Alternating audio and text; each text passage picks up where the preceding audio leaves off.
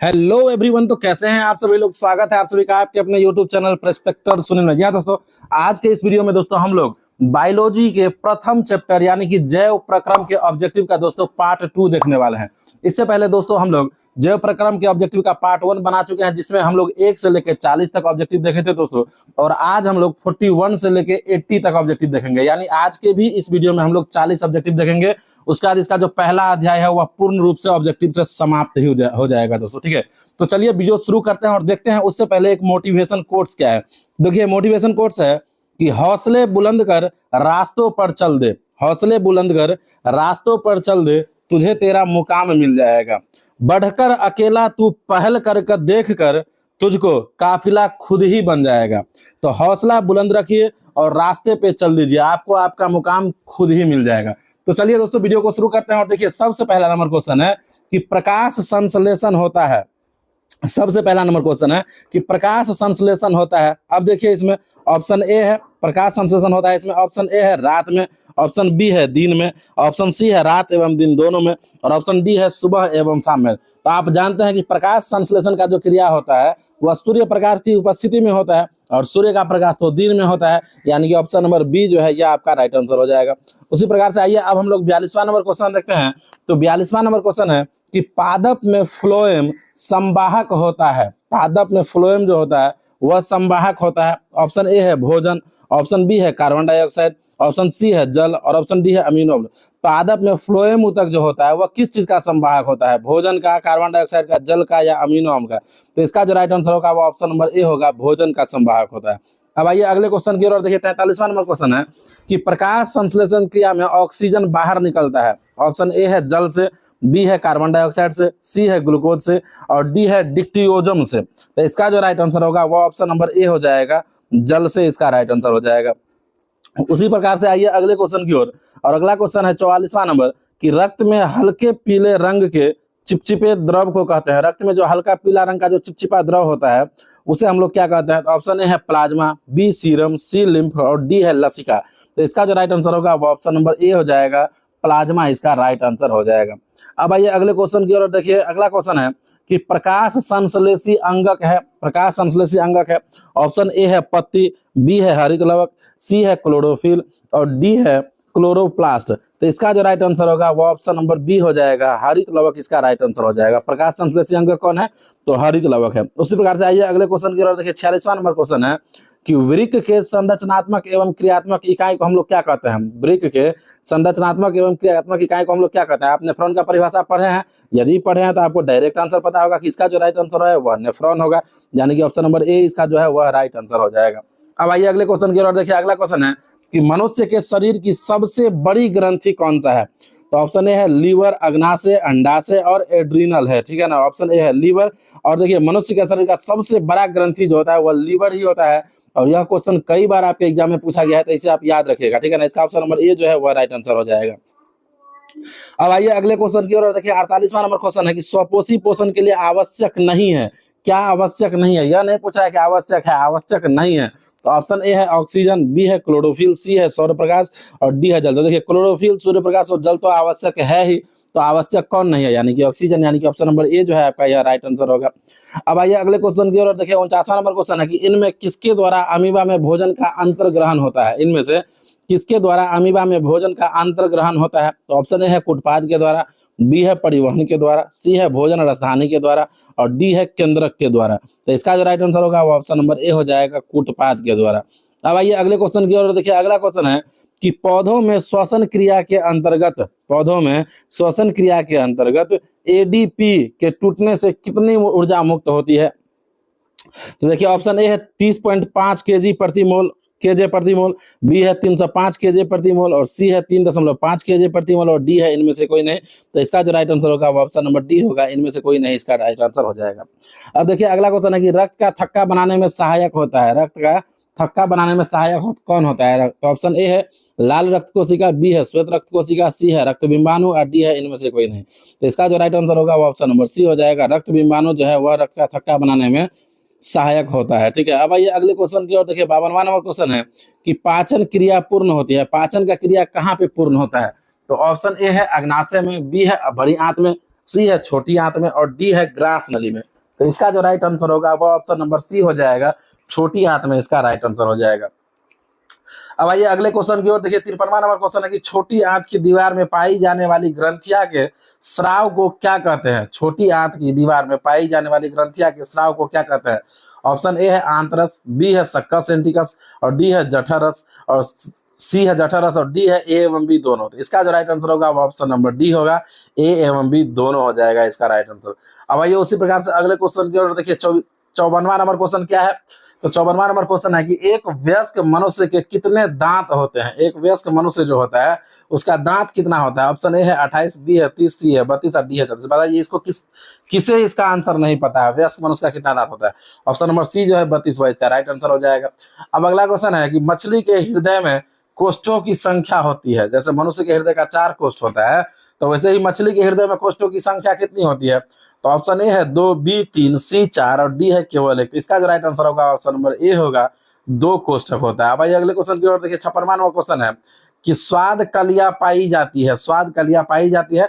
Option A है अग्नाशय की ऊपरी सतह पर, बी है जीभ के ऊपरी सतह पर, सी है अग्नचवर्णक पर, डी है ग्रसनली के भीतर दीवार पर। तो इसका जो राइट आंसर होगा ऑप्शन नंबर बी होएगा, जीभ के ऊपरी सतह पर इसका राइट आंसर हो जाएगा। उसी प्रकार से आइए अब अगले क्वेश्चन की ओर देखिए। 57वां नंबर क्वेश्चन है कि अमाशय के अग्रभाग को कहते हैं, अमाशय के अग्रभाग को कहते हैं। ऑप्शन ए है पाइलोरिक, बी है फुंडिक, सी है कार्डियक और डी है एपिग्लोटिस। तो इसका जो राइट आंसर होगा वो ऑप्शन नंबर सी हो जाएगा, कार्डियक इसका राइट आंसर हो जाएगा। अब आइए अगले क्वेश्चन की ओर देखिए। 58वां नंबर क्वेश्चन है कि मुख गुहा का पिछला भाग कहलाता है।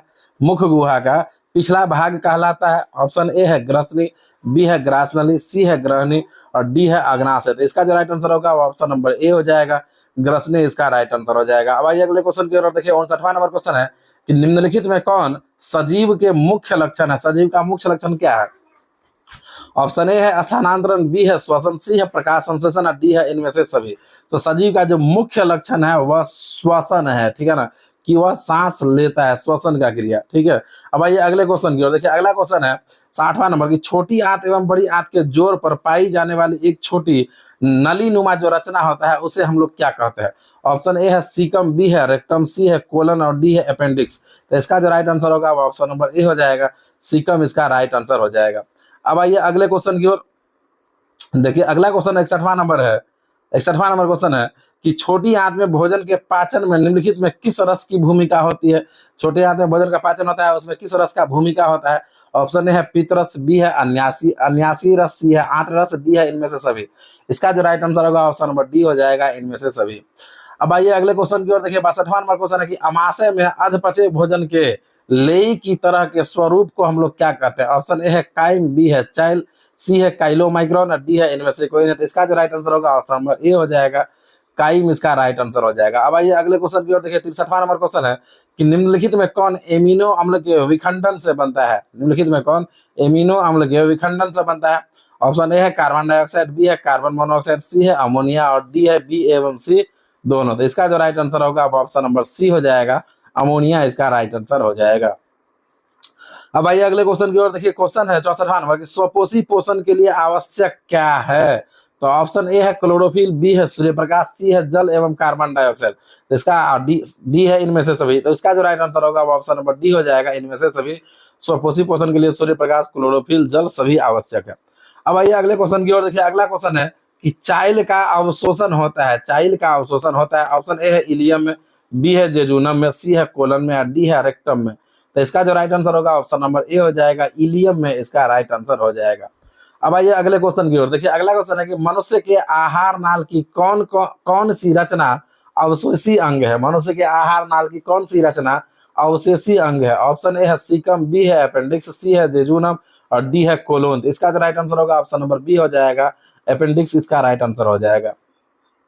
अब आइए अगले क्वेश्चन की ओर देखिए। अगला क्वेश्चन है कि दांत अस्थिक्षय कारण है, दांत अस्थिक्षय कारण है। अगला इसका ऑप्शन है, ऑप्शन ए है मीठी चीज का खाना।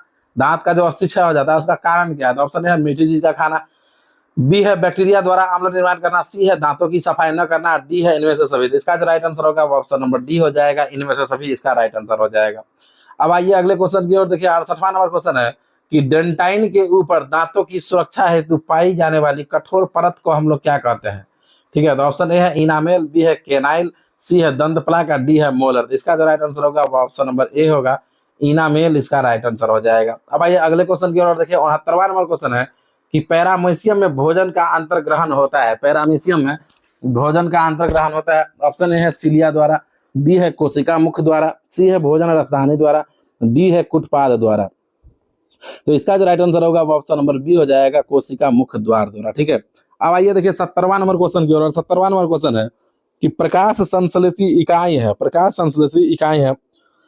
ऑप्शन ए है क्लोरोप्लास्ट, बी है प्लास्टिड, सी है क्लोरोफिल और डी है इनमें से कोई नहीं। तो इसका जो राइट आंसर होगा वो ऑप्शन नंबर सी हो जाएगा, क्लोरोफिल इसका राइट आंसर हो जाएगा दोस्तों। ठीक है ना, ऑब्जेक्टिव तो चल ही रहा है, लेकिन यदि आप चैनल को सब्सक्राइब नहीं किए हैं, वीडियो को लाइक नहीं किया है, तो वीडियो को लाइक कीजिए और चैनल को सब्सक्राइब कीजिए, नहीं तो अगला जो ऑब्जेक्टिव आएगा उसका नोटिफिकेशन आपके पास नहीं जाएगा और आपसे वो ऑब्जेक्टिव छूट जाएगा। ठीक है, इसके लिए आप लोग चैनल को सब्सक्राइब कर लीजिए, ताकि जैसे ही ऑब्जेक्टिव डला है आपके पास तुरंत नोटिफिकेशन जाए और आप तुरंत इस वीडियो को देख सके। ठीक है, अब आइए अगले क्वेश्चन की ओर। और देखिए अगला क्वेश्चन है कि प्रकाश संश्लेषण प्रक्रिया का मुख्य उपोत्पाद क्या है।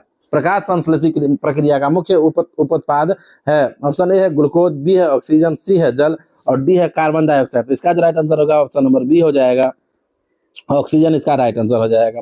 अब आइए अगले क्वेश्चन की ओर देखिए। 72वां नंबर क्वेश्चन है कि पैरामीशियम में पाई जाने वाली पोषण विधि को क्या कहते हैं। पैरामीशियम में जो पोषण विधि पाया जाता है उसे हम लोग क्या कहते हैं। ऑप्शन ए है स्वपोषण, बी है मृतजीवी पोषण, सी है परजीवी पोषण और डी है प्राणी संपोषण। तो इसका जो राइट आंसर होगा ऑप्शन नंबर डी हो जाएगा, प्राणी संपोषण इसका राइट आंसर हो जाएगा। अब आइए अगले क्वेश्चन की ओर देखिए। 73वां नंबर क्वेश्चन है कि निम्नलिखित में किसे प्रकाश संश्लेषी अंगक कहते हैं। ऑप्शन ए है जड़ को, बी है पत्ती को, सी है स्टोमाटा को और डी है हरित लवक को। तो इसका जो राइट आंसर होगा वो ऑप्शन नंबर डी हो जाएगा, हरित लवक इसका राइट आंसर हो जाएगा।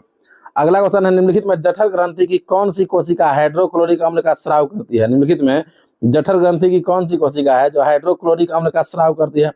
ऑप्शन ए है भित्तीय कोशिका, बी है जाइमोजिन कोशिका, सी है म्यूकस कोशिका और डी है इनमें से कोई नहीं।